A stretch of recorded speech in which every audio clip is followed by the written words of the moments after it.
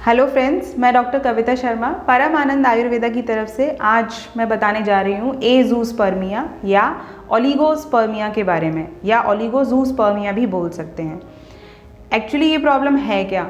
पुरुषों में जब पुरुष में जब हम जांच कराते हैं स्पर्म या सीमन एनालिसिस की, डॉक्टर एडवाइस करता है, तो उसमें अगर स्पर्म काउंट कम आता है या स्पर्म काउंट नील आता है, नील मतलब ज़ीरो आता है, या उसकी संख्या, शुक्राणुओं की संख्या अगर कम आती है नॉर्मल रेंज से, नॉर्मली 40% जो है वो हमारा स्पर्म काउंट होना चाहिए, लेकिन अगर उससे कम है, 40 मिलियन से कम है, तो उसको हम ओलिगोज़ूस्पर्मिया कहते हैं। और अगर 0 मिलियन आता है यानी बिल्कुल भी नहीं आता है, तो हम उसको जो है वो अज़ूस्पर्मिया कहते हैं।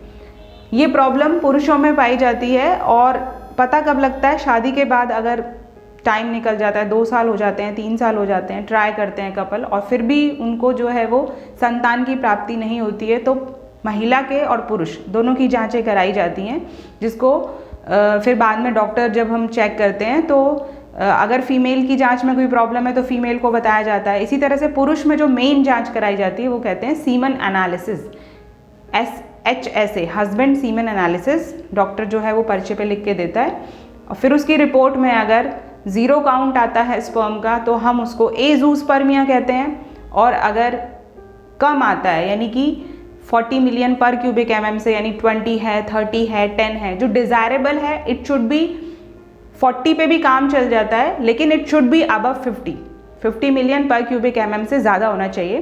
बट अगर ये कम है, 50 से कम, सपोज करिए 40 है, 30 है, 20 है, 10 है, 5 है, तो उसको हम ओलिगोज़ूस्पर्मिया की कंडीशन कहते हैं।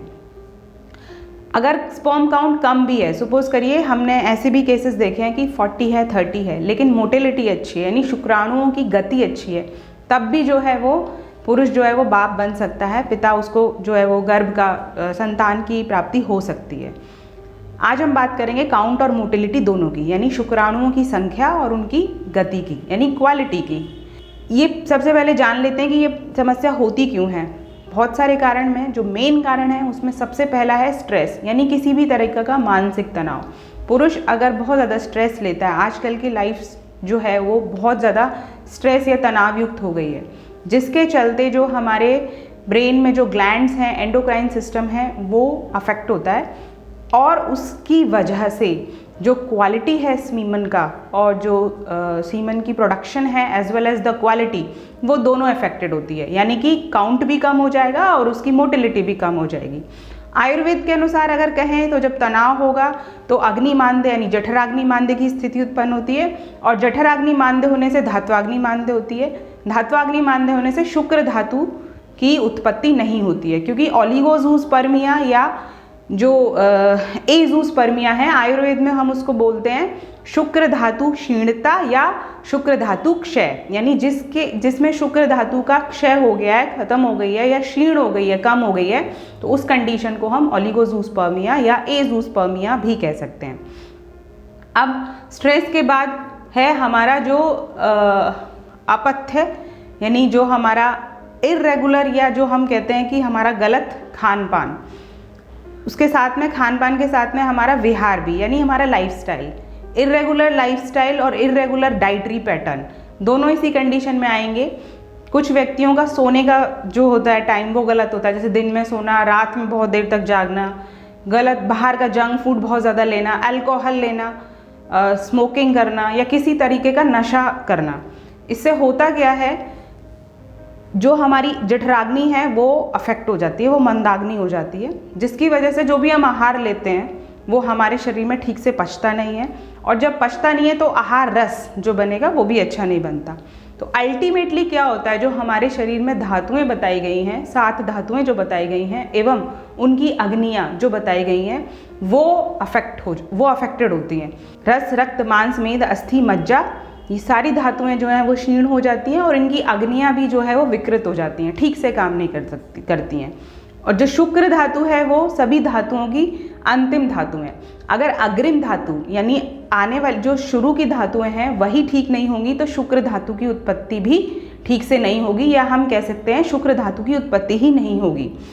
अगर मैं इसको दूसरे भाषा में बात करूं तो जो हमारा मेटाबॉलिज्म है, यानी जो हमने आहार सेवन किया उसका जो पूरा शरीर में जो सार मिलेगा हमें, यानी उसका जो पूरा मेटाबॉलिज्म है, अगर वो गड़बड़ा जाएगा तो अल्टीमेटली पुरुष में जो है वो सीमन अच्छी क्वालिटी का नहीं बनेगा और वो उसकी प्रोडक्शन भी कम होगी। तो ये एक मुख्य कारण हो गया। तीसरा कारण एनवायरमेंटल फैक्टर्स कह सकते हैं, जिसमें रेडिएशंस हो गया, यानी जो डे टू डे जितने भी पॉल्यूशन बढ़ता जा रहा है, एनवायरनमेंट में जो रेडिएशंस हैं, केमिकल्स हैं, जो कि कहीं ना कहीं से किसी ना किसी इनडायरेक्ट या डायरेक्ट वे से हमारे शरीर में एंटर करती हैं और वो हमारी शरीर की धातुओं को जो है अफेक्ट करती हैं। अब जब धातुएं अफेक्टेड होंगी, धात्वाग्नियाँ अफेक्टेड होंगी, तो अल्टीमेटली शुक्र धातु भी क्षीण हो जाएगी। तो आके बात रुकती है शुक्र धातु पर, क्योंकि वो सभी धातुओं का सार है।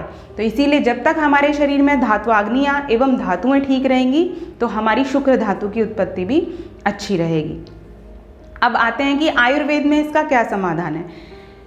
एक्चुअली होता क्या है, अब मैंने आपको बताया धात्वाग्नियाँ अफेक्टेड हैं। दूसरे भाषा में मैं बोलूँ तो जो भी मैंने कारण गिनाए, इससे क्या होता है, फ्री रेडिकल्स की उत्पत्ति होती है शरीर में और वो स्पर्म की या सीमन की क्वालिटी को अफेक्ट करते हैं, उसकी प्रोडक्शन को अफेक्ट करते हैं।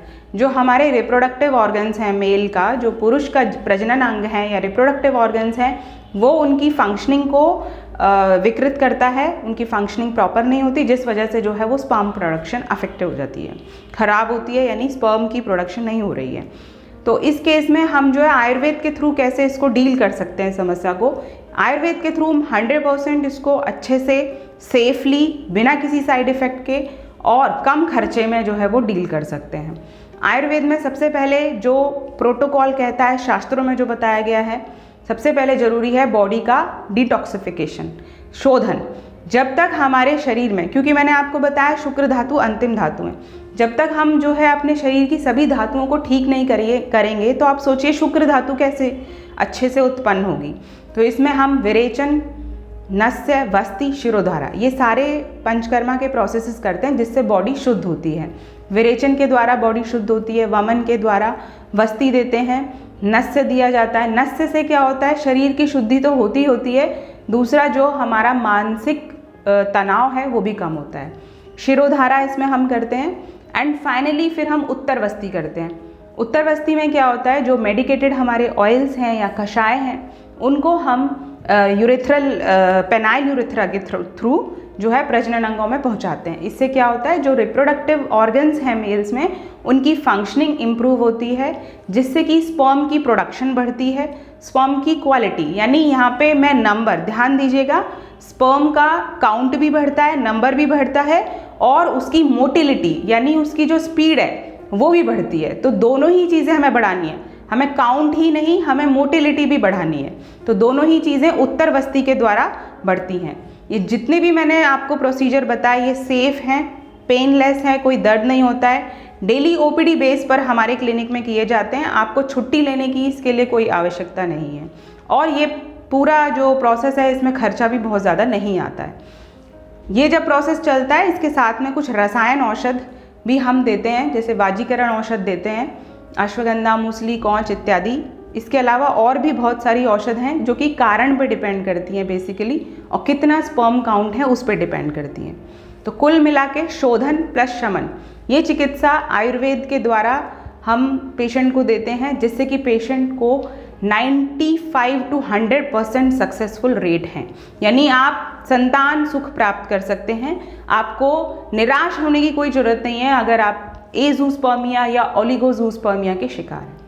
तो आई होप मेरी वीडियो आपको पसंद आई होगी, चीज़ें समझ आई होंगी। अगर कोई डाउट है तो आप हमें संपर्क कीजिए और कोई भी क्वेश्चन इससे रिलेटेड है तो आप हमसे पूछ सकते हैं। तो आज के लिए बस इतना ही। Thank you.